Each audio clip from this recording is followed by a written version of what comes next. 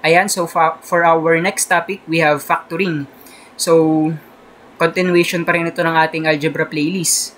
So, sabi, definition of factoring. Factoring polynomials is simply the reverse process of the special product. So, bago po tayo magpunta dito sa factoring na topic, make sure na familiarize tayo or much better nga kung master natin yung special products. Kasi reverse process lang yung dalawa. So, baliktaran lang sila, ano? So, para mas makarelate dito sa factoring, make sure na alam yung special products, ano? So, yun. Punta na agad tayo dito sa unang type ng factoring. Una, we have the common monomial factor. Ngayon, dito kay common monomial factor, ito yung pinaka-basic sa lahat ng factoring. Kasi, from the word itself, common, inilalabas natin yung common dun sa dalawa or more terms. Dun sa two or more terms, inilalabas natin yung common. So, kung napapansin nyo, dito sa first term, we have AX. Dito naman, AY. Kung napansin nyo, ang common dyan sa dalawang term na yan ay letter A or yung constant A. Kaya, pag ginamitan natin yan ng common monomial factor, lalabas lang si A. Tapos, gagamitan mo lang na itong quantity. Para, ang ibig sabihin nun, itong A nakadistribute doon sa X tsaka sa Y. So, ganun lang yung ibig sabihin yan. So, example tayo para ma-practice. Para mas maintindihan natin. So, number 1, ang sabi, ax cube minus 12x square y. So, pag nagfa-factor or pag nagko-common monomial factor, syempre, unahin natin yung constant. So, sa 8 at 12, obviously, ang common dyan is 4. Kasi yung 4 divisible sa 8 tsaka sa 12. Tapos, kay variable naman, ang kinukuha natin is yung mas mababa dun sa dalawa. So, obviously, mas mababa yung x square. Tapos, sa y naman, since walang y ito, tas ito meron, hindi natin ilalabas yung y. Kasi yung y present lang naman kay second term, kay first term hindi. So, ibig sabihin, hindi siya common dun sa dalawa. Tapos, grouping symbol na. Tapos, itong 8x cube na to, itong first term, i-divide natin dun sa nilabas natin. Diba, pag dinivide natin yon, that is simply 2x. Okay lang? Tapos, copy yung sign. Ito naman, i-divide mo naman dun sa common monomial factor na 4x square. That is 3. Matatanggal na yung x, tapos may y dito. Yan na yun. Ito na yung ating common monomial factor. Inilabas lang natin si 4x square kasi siya yung common dun sa ating dalawang term. So, ganyan ginagawa ang common monomial factor. Next, ito. So, ito medyo mahaba. Pero, ganun lang din. Lalabas lang natin yung common dun sa terms na yan. So, kung napapansin nyo, tatlo, edi yung common dun sa tatlong terms. So, sa constant, so kung napapansin natin, meron tong 28, merong 42, merong 56. And alam natin na ang common factor ng constants na yon is 14. Kasi lahat ng constant na yan ay divisible yung 14. Labas lang natin si 14. Tapos ang tingin naman natin ay sa variables. So sa A, kung napapansin natin, ang pinakamaliit dyan is itong A. Kasi itong mga kasama niya, we have A cube, A square. So ang kukuhanin natin yung mababa. We have A. Kay letter B naman, may B4 tayo dito, may B square tayo dito, tas may B cube tayo dito. Obviously, ang pinakamababa doon ay B square. Tapos, kay letter C naman, we have C raised to 5, C raised to 4, and C raised to 3. So, ibig sabihin, C raised to 3 kukuhanin natin. Tapos, grouping symbol na. Tapos, gaya ng ginawa natin kanina, yung first term, i-divide natin doon sa nilabas natin. So, this is 2, tas may matitirang A, may matitirang B square, tapos C square. Kay second term naman, ito, di-divide mo din dun sa nilabas natin. So, that is negative 3. Tapos sa A square, matatanggal na yung B square, tapos may matitirang isang C. Tapos plus, kung napansin natin, 56, ito din, i-divide mo din dun sa nilabas mo. So, this is 3. Matatanggal na yung A, tapos may matitirang B, tapos matatanggal yung C. Dito pala ay 4 dapat, Kaya pala parang may mali. So, yan. So, ibig sabihin, ito na yung ating simplified form or ito na yung ating factored form. 14ab squared c cube multiplied by 2ab squared c squared minus 3a squared c plus 4b. So, ito. Dito, ganun lang din. Try natin to. Number 3, r times the quantity p plus q minus 3 times the quantity p plus q. So, ganyan. Kung napapansin nyo, common dun sa dalawang term, di ba? Ito, isang term, dalawang term. Napansin nyo, common yung P plus Q. Di yun ang ilalabas natin, ano? So, kahit quantity pa yan, pwede yun. P plus Q ilalabas natin. Tapos, yung matitira dito, di ba, pag dinivide natin to, dito, may matitirang R. So, yun ang ilalagay mo dun, R. Pag ito naman, dinivide mo naman doon sa P plus Q, may matitirang 3. So, therefore, ito na yung final answer natin. P plus Q, quantity, times R minus 3, quantity. Yan. So, madali lang yung common monomial factor. Yan yung pinaka-basic sa lahat ng factoring natin. Next ay itong difference of two squares. So, ito naman may form siya na x square minus y square is equal to x plus y, x minus y. So, kung napapansin natin, ito ay present dun sa special products. Ito yung sum and difference of two same terms, ano, kung natatandaan. Kaya nga po siya tinawag na reverse process kasi literal, magkabaliktad lang talaga yung dalawang yon. Ang gagawin lang naman dyan, i-square mo tong first term, tapos i-square mo tong second term, tapos gagawin mo siya in the form of sum and difference of two terms na ganito. Tapos naka-multiply syempre, ano. So, sige. Try natin. Ayan. Kung napansin nyo, ito, pwede natin itong i-treat as x square. Itong 16x square, pwede natin i-treat yan as x square. Tapos itong 25y square, pwede natin siya i-treat as y squared. Di ba may formula na ganito? X plus y, x minus y. So, ibig sabihin, i-square lang natin. Yung 16x square, pag in-square natin, that is simply 4x. Kokopihin lang natin tong pattern na to, ha. Tapos, sabihin natin plus muna ang una. 25y square, pag in-square natin, that is 5y. Tapos, gagawa pa tayo ng isa. Yung isa, kokopihin lang natin to, pero i-flip lang natin tong sign, ano. So, ibig sabihin, this is 4x minus 5y. So, yan. Ganun lang siya. Ganun lang din. Number 2, 16x square minus 1. So, ang gagawin natin, kukuhanin natin yung square root ng dalawa. So, we have 16x raised to 4. Pag in-square root natin yan, that is 4x square. Tama? Tapos itong square root of 1, that is simply 1 pa din. So, this is plus 1. Tapos, yung kabila, kukupihin lang natin. Tapos, i-flip lang natin yung sign. Yan. Tapos, ba tayo dito? Hindi pa. Kasi kung napapansin nyo, itong part na to, difference of two squares pa rin yan. 'Di ba? Kasi 4x square minus 1, pareho silang pwedeng i-square root pa. So, ibig sabihin, pwede pa natin yung gawin. Itong 4x square plus 1, wala na tayong magagawa dyan. So, we just copy. Yung 4x square minus 1, pag kinuhanan mo ng square root yung parehong term, this is 2x. Tapos itong 1 pa din yan. Tapos yung counterpart niya, this is 2x minus 1 kasi nag-flip lang ng sign. So, ibig sabihin, this is the, ito na yung pinaka-simplified or pinaka-factored form niya. 4x square plus 1 multiply by 2x plus 1 multiply by 2x minus 1. Ano? So, ganyan. So, palagi tayo dito kay factoring na dapat ay simplified form, yung pinaka-simplest form. Ano? Kung may ma-factor out pa, i-factored out. Ano? Yun yung pinaka-rule, general rule natin dito. So, dito, number 3. So, ganun lang din.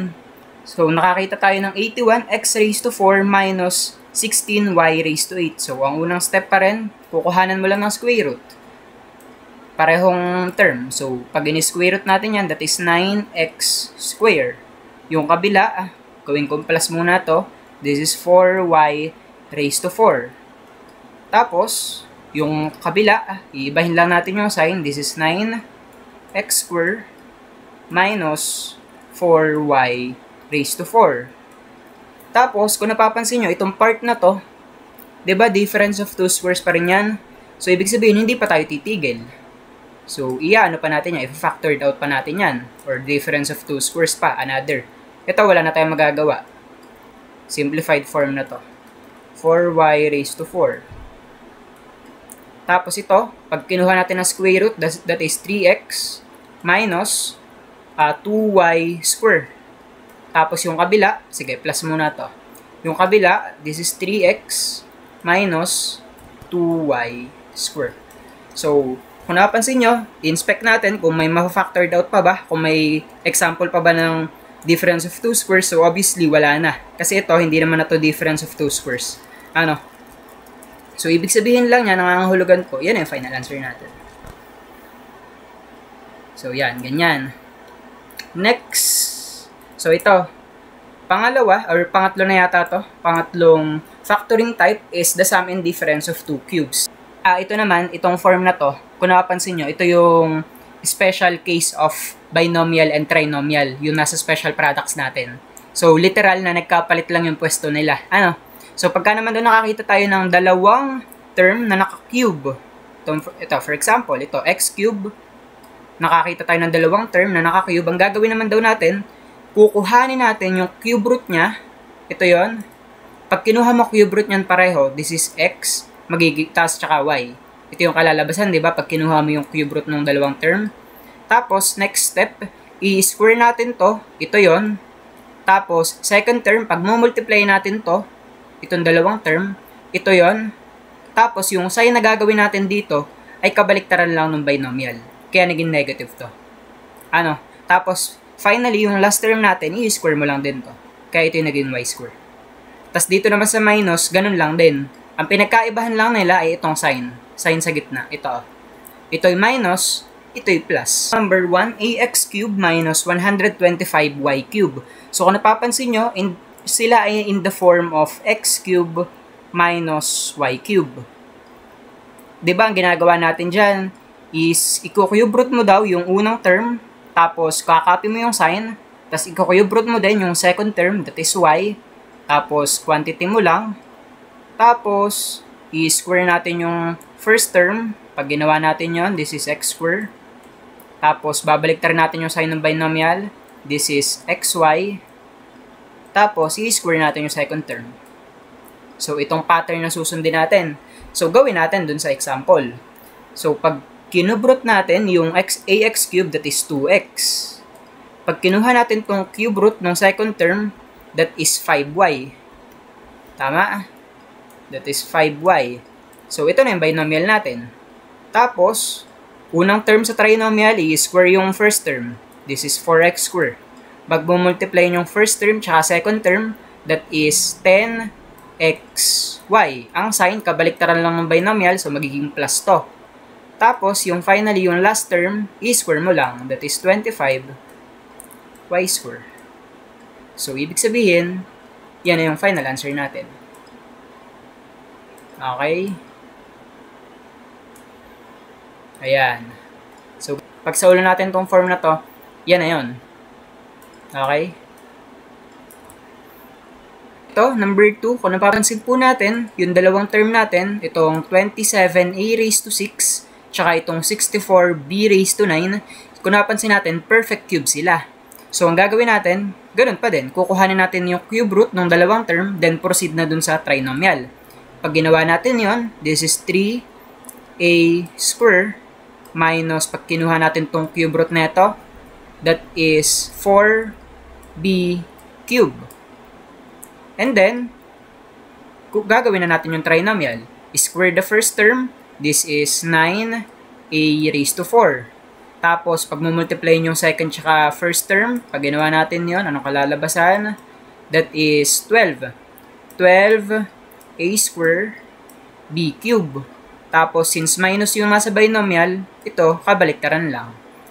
Tapos, yung last term natin, i-square mo lang din, that is 16b raised to 6. So, yan yung final answer natin. Ito na yung factored form niya. Okay?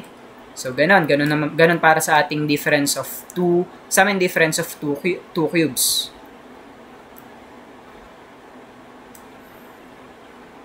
Ayan. Ito, number 3, 64x raised to 4 times y plus xy raised to 4. So, kung napapansin natin, common si x tsaka si variable xy sa first term, tapos si variable xy sa second term.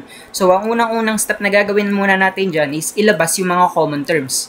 Kasi hindi mo yun mapafactored out using the sum and difference of two cubes ng direct. So, ang gawin natin, ilalabas muna natin yung common terms. So, dito, ang ilalabas natin sa x ay x raised to 1. Kay y naman is simply x raised to y. Tapos, pag dinivide natin yung 64x raised to 4 times y dito, this is 64x cube. Tapos, dito naman sa second term, pag dinivide natin to, makakancel lang yung x. Tapos, may matitirang y cube dito. So, kung napapansin nyo, in the form na siya ng sum of 2 cubes. So, ibig sabihin, pwede na tayo dyang mag-diretso doon. Okay, wag lang kalilimutan tong xy, nakamultiply pa rin yan. So, pag ginawa natin yan, itong xy, bababa lang. This is xy. Tapos, proceed dito. Perfect cube sila pareho. So, this is 4x. This is y. Kinuha lang natin yung cube root. Tapos, pag in-square natin yung first term, that is 16x square. Tapos, minus, kasi plus yung nasa binomial. So, this is 4xy. Tapos, plus y square. So, ibig sabihin po, ito na yung ating final answer. So, ganun lang kapag nakita natin parang iba yung form, ang gawin muna nating una is i-common monomial factor natin sila. So, may ilalabas pa pagka ganun. Ibig sabihin lang, pag nakakita kayo ng ganung given, may kailangan pang gawin. Hindi agad pwedeng magdiretso. Next ay itong perfect square trinomial. So, itong perfect square trinomial, kung napapansin nyo, ito ay kapareho ng square of binomial natin na ginawa dun sa special products. So, ang gagawin lang naman dito kapag nakakita kayo ng form na perfect square trinomial, ibig sabihin po nun, ito ay perfect square, tsaka yung last term ay perfect square. Ibig sabihin nun, ito ay example ng perfect square trinomial. Kapag nakakita daw kayo ng ganon, ang gagawin natin is simply i-square natin or i-square root natin yung first term, i-square root natin yung last term, tapos ikakopy lang natin yung sign ng second term. Kaya kung napapansin nyo, square root ng x square, this is x. Square root ng y square, this is y. Tapos, we just copy the middle term na positive or plus sign. Dito, kapareho lang. Kung napapansin nyo, kaya ito naging minus ay dahil minus yung second term. So, number 1, x square minus 6x plus 9. So, kung napapansin natin, observe muna ulit. Muna natin. I-inspect muna natin kung perfect square trinomial ba to. So, kung napapansin nyo, itong first term, perfect square. Itong last term, perfect square. So, this is example of perfect square trinomial. So, ang unang step pagka ganon, i-square daw natin yung first term. This is simply x. I-square natin yung last term. This is simply 3. Tapos, we just copy the second term or the operation on the second term, which is minus. Tapos, naka-quantity square. So, ganyan lang. Ganyan lang ginagawa yung perfect square trinomial. Ang mahalaga lang dito, dapat mag-satisfy yung mga conditions natin. Number 2, 2x cubed plus 4x square plus 2x. So, notice na common sa kanila yung factor of 2. Kasi lahat yan divisible by 2, diba? Tapos, sa variable naman, pare-pareho silang may x na variable. So, ibig sabihin, pwede muna tayo mag-common monomial factor dito. Pag nilabas natin yung common monomial factor, that is 2x. Tapos, pag dinivide natin dito, this would be x square. Dito naman sa second term, that is 2x. Tapos, dito ay plus 1. Tapos, dito tayo ngayon mag-i-inspect kung ito ba ay perfect square trinomial. So, kung napapansin nyo, ang x square ay example of perfect square. Ang 1, example din yan ng perfect square kasi 1 times 1, that is 1. So, perfect square siya. Pag ginawa natin yan, so yung 2x, nasa tabi lang. I-square daw natin yung first term, that is x. I-square natin yung last term, that is 1. Tapos, we just copy the middle term, which is plus. Tapos, naka-square. So, ibig sabihin, ito na yung ating factored form. Okay? So, itong number 3, tingnan natin. Itong 4x square ba, perfect square ba siya? Yes, kasi 2x times 2x ay ito. Itong 9y square, obviously, perfect square din siya. So, pasok. Ngayon, first step, square root ng first term ulit, that is 2x. Square root ng last term, that is 3y. Tapos, copy the middle sign, that is negative or minus. Tapos, naka-square. So, ganun siya ginagawa. Ang perfect square trinomial. Ayan. So, ayan. Next ay other trinomials. So, in the form naman siya ng x squared plus quantity a plus b times x plus ab. So, ito naman, ganito naman siya ginagawa. So, i-demonstrate ko sa inyo through example ha. So, for example, nabigyan ka ng x squared minus x minus 6. So, ang gagawin natin dyan, kung napapansin nyo, hindi kasi siya perfect square, hindi siya perfect square trinomial. Kasi yung 6, hindi siya perfect. Ang gagawin natin is, kukuhanin natin yung constant, that is negative 6. Tapos, hahanapin natin yung mga possible factors niya. So, ano ba ang mga possible factors ng negative 6? Diba, pwede siya sa negative 3 times 2. Pwede rin siya sa 2. Or sige, unahin natin yung 3. Pwede siya sa 3 times negative 2. Pwede rin siya sa 1 times negative 6. Pwede rin siya sa negative 1 tapos positive 6. So, sa mga factors na yan, pipili tayo ng factor na isa. Sa pagpili, ganito po siya ginagawa. So, mga nega, dapat yung factors kapag pinag-add, dapat siya ay equal dun sa coefficient ng second term, which is 1. Tapos, kapag pinag-multiply naman sila, dapat siya ay equal sa constant natin, yung nasa dulo, which is negative 6. So, hanapin natin, ito bang first factor natin, nag-satisfy ba siya? So, itatry natin. Again, ang unang condition, pag pinag-add ba to, negative 3 plus 2, equal ba siya sa coefficient ng second term natin, which is negative 1? So, tama. Doon naman sa second condition, pag pinag-multiply ba to, negative 3 times 2, equal ba siya dun sa ating constant, which is yung nasa dulo na negative 6? So, tama din. So, ibig sabihin, ito na ang ating gagamiting factors. Itong negative 3 times 2. Yan ang gagamitin nating factors. So, kapag nakakuha ka na ng factors niyan, ang gagawin naman nating sunod is, gagawa ka lang ng symbol group, dalawang symbol group. Ganyan. Tapos, lilista mo dito si x, isang x dito, isang x dito.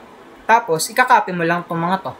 Itong negative 3, kahit saan yan, kahit magkabaliktad, okay lang yan. Tapos, may isa ka ditong positive 2. So, ibig sabihin po, ito na yung ating factors. X minus 3 times x plus 2. So, ganun siya ginagawa. Kailangan mong mahanap yung factors niya, tapos, titingnan natin doon sa condition kung magsasatisfy. Number 2, so x squared minus 5x plus 6. So, ganun lang ulit. Hahanapin mo yung factors na itong nasa dulo, which is yung constant nga. So, ano ba mga factors ng 6 or positive 6? Diba? Pwede siya sa 6 times 1. Pwede rin siya sa 3 times 2. Pwede rin siya sa negative 6 times negative 1. Pwede rin siya sa negative 3 times negative 2. So, ngayon, hahanapin na natin. Ano ba yung magsasatisfy? Ngayon, piliin natin to. 6 times 1. Itong 6 times 1 ba, pag pinag-multiply, 6. Tama. Pag pinag-add ba yan, negative 5. So, mali. So, ibig sabihin, wala na to sa usapan, hindi 6 times 1. How about ito namang 3 times 2? So, yung 3 times 2, pag pinag-times, tama. 6. Pero pag pinag-add ba sila, negative 5 ba? So, mali. Ang pangatlong factors natin, negative 6 times negative 1. Pag pinag-multiply sila, tama din, positive 6. Pero kapag pinag-add ba sila, negative 5 ang kalalabasan, so obviously negative 7 yon. So ibig sabihin hindi rin to. Etong huli. So negative 3 times negative 2, tama, positive 6. Tapos pag pinag-add mo pa sila, negative 5. So ibig sabihin pala, ito ang ating magiging factor. Ganun lang ulit, gagawa ka ng dalawang grouping symbols. So, ayan. Tapos, isa ditong x, isa ditong x. Tapos, kakopy mo lang itong mga constants. We have negative 3, tsaka negative 2. So, ibig sabihin, ayan na yung ating magiging factored form. X times 3 times x minus 2 quantity. Last type of our factoring is factoring by grouping. Dito naman, this type of factoring is usually applied to algebraic expressions consisting of at least 4 terms. So, dito naman, so example, number 1, ax plus ay minus bx minus by. Kay factoring by grouping, yun nga, gaya nga na nakalagay doon sa definition, 4 or more terms siya. Dito, nag-group lang naman tayo. Tapos, kalimitan naman dito, yung mga magkakagroup ay magkakatabi na. So, try natin dito. So, ang gagawin ko, i-group ko tong part na to, itong ax plus ay kasi common sa kanila yung a. Tapos dito sa pangalawang term ko, bx minus by kasi common sa kanila yung b. So, ang gagawin ko, pag ginawa ko yon, lagyan ko lang to ng parenthesis. This is ax plus ay. Tapos, negative dito. Pag lumabas yung negative, magiging positive na yung bx. Ito, magiging positive na din. Kaya magiging positive by. Tapos, kung napapansin nyo, pwede tayo mag-common monomial dun sa dalawa. Dito sa part na to, di ba pwede kong ilabas si a. Ang matitira doon sa loob ay x plus y. Tapos dito sa part na to, pwede kong ilabas si b. So, negative b, tapos quantity x plus y. Ngayon, kung napapansin nyo, sa dalawang term, common sa x plus y. So, ibig sabihin, factorable pa yan. So, ilalabas lang natin sa x plus y. Yung matitira, yun ay susulat natin dito sa kabila. We have a minus b. So, yan yung ating factored form using the factoring by grouping. X plus y quantity tapos a minus times a minus b quantity. Okay, so ganun lang. Nag-group lang tayo dito. Next, number 2, ab square minus 3b square minus 4a plus 12. So, ang gawin ko, i-group ko ulit ito magkatabi. Itong ab square minus 3b square tsaka itong negative 4a plus 12. Tapos, lagyan lang natin ng grouping symbol. This is ab square minus 3b square. Tapos, labas ko lang yung negative dito. Ito ay magiging positive 4a na. Tapos, ito magiging negative 12. Tapos, dyan tayo ngayon magko-common monomial factor. So, obviously, sa unang term, common si b square. Sa pangalawang term, common si constant 4. So, pag nilabas natin, yung b square, ang matitira dito ay a minus 3 kasi mawawala na yung b square. Tapos dito naman, lalabas natin si 4, ang matitira dito ay a, tapos ito may tira pang negative 3. Tapos, napapansin nyo, common si a minus 3. So, pagsasamahin na natin yan, or ilalabas natin sa madaling salita. Tapos, ang matitira, p square minus 4. So, titigil na ba tayo dito? Hindi pa po. Kasi kung napapansin nyo, yung b square minus 4, factorable pa siya. Sum and difference of 2 squares pa yan. Oops, mali pala sulat ko. So, this is a minus 3. Tapos, factored out pa natin yan. Pag ginawa natin yan, this is simply b plus 2 times b minus 2. So, sum and difference of 2 squares lang yan. Tapos, yan yung final answer natin. Ito na yung fully factored form niya. Tapos, number 3, x raised to 5 minus x cubed plus x square minus 1. So, ganun lang ulit. Group lang ulit tayo. Ito, group ko to. Tsaka ito. Pag ginawa natin yan, this is simply x raised to 5 minus x cubed. Parenthesis. Tapos, ganun lang din dito. Minus 1. Ngayon, ang gagawin muna natin, ito munang first term ang pakialaman natin. So, obviously, common sa kanila yung x cube kasi yun yung pinakamababa. Tapos, may matitira ditong x square, minus 1. Tapos, itong part na to, itong second term, i-bring down ko lang muna. Okay, hindi ko muna siya gagalawin. Diba notice na, kung napapansin nyo, sa dalawang terms natin, present sa x square minus 1. Kaya hindi ko ito pinakilman. Kasi diba kung gugustuhin natin, pwede natin itong i-factored out sa x plus 1, x minus 1. Pero binaba ko muna siya kasi nakita ko na pwedeng maging common sa kanila si x square minus 1. So, by that, ilalabas natin yung x square minus 1. Kasi common diba? X square minus 1. Tapos dito sa unang term, pag dinivide natin, may matitirang x cube. Tapos dito, x square minus 1 divided by x square minus 1, that is simply 1. Tapos, kung napapansin nyo, diba factorable pa to? Itong part na to. Ito, tsaka ito. Factorable pa sila parehas. So, gawin natin. Diba yung x square minus 1 nga, gaya nga na sinabi ko kanina, magiging x plus 1 lang yan, times x minus 1. Tapos, itong x cube plus 1, diba difference or sum and difference of 2 cubes yan? So, ang gagawin natin, kukunin natin yung cube root ng dalawang term, that is x plus 1. Tapos, yung para sa trinomial is square the first term, multiply the first and second term, Tapos, babalik rin natin yung sign ng binomial. So, magiging minus. Tapos, square the last term, which is 1 squared, that is 1. Tapos, yan. So, kung napapansin pa natin, di ba may common? X plus 1, tsaka itong x plus 1. So, ang gawin natin, para hindi ganun kahaba yung sagot, pwede pa siyang in the form ng ganito. X plus 1, quantity, square. Okay, pinagsama ko lang to, itong dalawa. Tapos, copy mo na lang yung tira. X square minus x plus 1.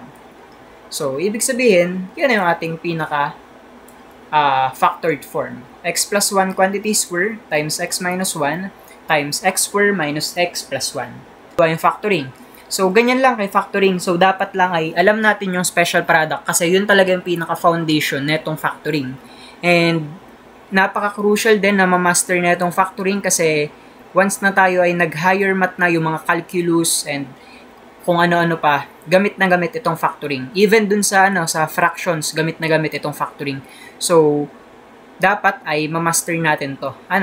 So, makikiaral na lang and ayun lang naman para sa factoring. So, thank you.